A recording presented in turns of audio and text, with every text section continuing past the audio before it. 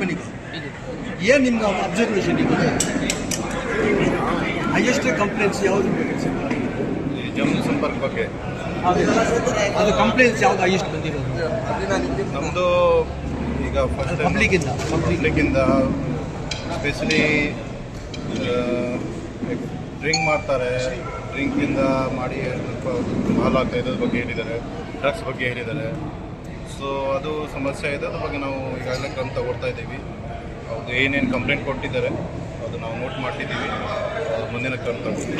ಈಗ ಲಿಕ್ಕರ್ಸ್ ಜಾಸ್ತಿ ಬಂದಿರೋದು ಅದು ಹೇಗೆ ನೀವು ಇದು ಮಾಡ್ತೀರಾ ಸರ್? ಅವರು ಎಕ್ಸೈಸ್ ಡಿಪಾರ್ಟ್ಮೆಂಟ್ ಜೊತೆ ಅವ್ರಿಗೆ ಕೂಡ ನಾವು ಬರ್ತೀವಿ. ಈ ಥರ ಜನಸಂಪರ್ಕ ಸಭೆಯಲ್ಲಿ ಈ ಥರ ಪಾಯಿಂಟ್ಸ್ ಹೇಳಿದ್ದಾರೆ, ಅವ್ರಿಗೆ ಕೂಡ ನಾವು ಬರ್ತೀವಿ.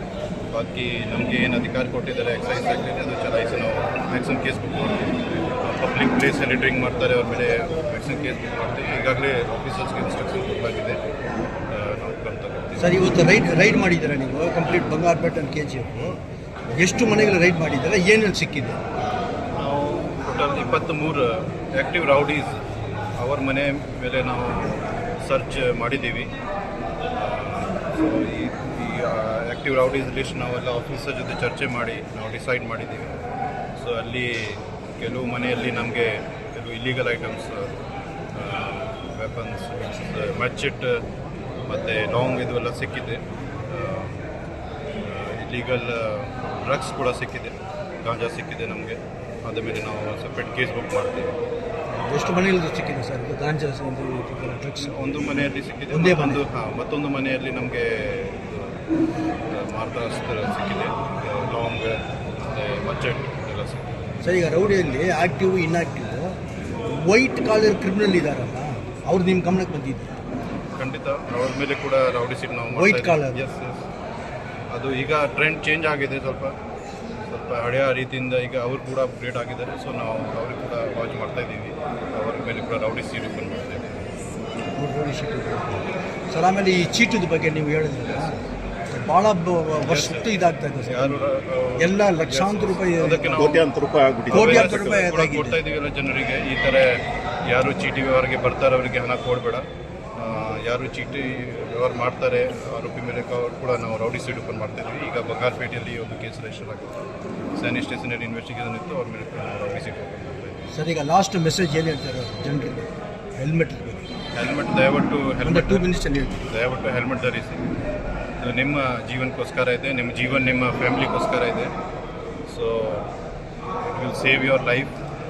ನಾವು ನಾಳೆಯಿಂದ 8ನೇ ತಾರೀಕಿಂದ ಸ್ಟ್ರಿಕ್ಟ್ ಆಗಿ ಎನ್ಫೋರ್ಸ್ಮೆಂಟ್ ಮಾಡ್ತೀವಿ. ಆವಾಗ ಯಾವುದೇ ಮುಲಾಜ್ ನಾವು ಕೊಡಲ್ಲ. ಸೊ ಸಾಕಷ್ಟು ನಾವು ಅವೇರ್ನೆಸ್ ಕೊಟ್ಟಿದ್ದೀವಿ. ಸೊ ದಯವಿಟ್ಟು ಹೆಲ್ಮೆಟ್ ಧರಿಸಿ, both rider, pillion rider and driver. And helmet ಬಿಟ್ಟು ಬಾಕಿ ಟ್ರಾಫಿಕ್ ಕಾನೂನು ಏನಿದೆ ಅದು ಕೂಡ ಪಾಲನೆ ಮಾಡಿ. We assure you even age of press also with your department. Sir, ಕೆಲವು ರೌಡಿಗಳು ಸೋಷಿಯಲ್ ಮೀಡಿಯಾನಲ್ಲಿ ಫುಲ್ ಆಕ್ಟಿವ್ ಆಗಿ ಆಗ್ಬಿಟ್ಟಿದ್ದಾರೆ ಸರ್. ನಾವು ಸೋಷಿಯಲ್ ಮೀಡಿಯಾ ಕೂಡ ಮಾನಿಟರ್ ಮಾಡ್ತಾ ಇದ್ದೀವಿ.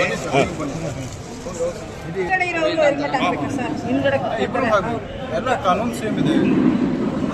ಯಾಕೆ ಇದೆ ಇದು ಹೆಲ್ಮೆಟ್ ಯಾಕೆ ಧರಿಸ್ತೀವಿ? ಹಿಂದೆ ಕೂಡ ಅವರು ಬೇತನಂತ ಅವ್ರಿಗೆ ಕೂಡ ಹೆಡ್ ಇಂಜರಿ ಆಗ್ಬೋದು. ಪಿಲಿಯನ್ ರೈಡರ್ ಡ್ರೈವರ್ ಇಬ್ಬರು ಹಾಕಬೇಕು. ಅದೇ ಕೆಲವು ರೌಡಿ ಶೀಟರ್ಗಳು ಸೋಷಿಯಲ್ ಮೀಡಿಯಾನಲ್ಲಿ ಆಕ್ಟಿವ್ ಆಗಿ ಆಗ್ಬಿಟ್ಟಿದ್ದಾರೆ ಸರ್. ಬರೀ ವಿಡಿಯೋ ಹಾಕೋದು ಮಾಡ್ತಾ ಇದ್ದೀವಿ. ಸೊ ಈಗ ಕೆಲವು ಐಡೆಂಟಿಫೈ ಮಾಡಿದ್ದೀವಿ ನಾವು, ಅದ್ರ ಮೇಲೆ ಹೊಸ ರೌಡಿ ಶೀಟ್ ಕೂಡ ಮಾಡ್ತಾ ಇದ್ದೀವಿ.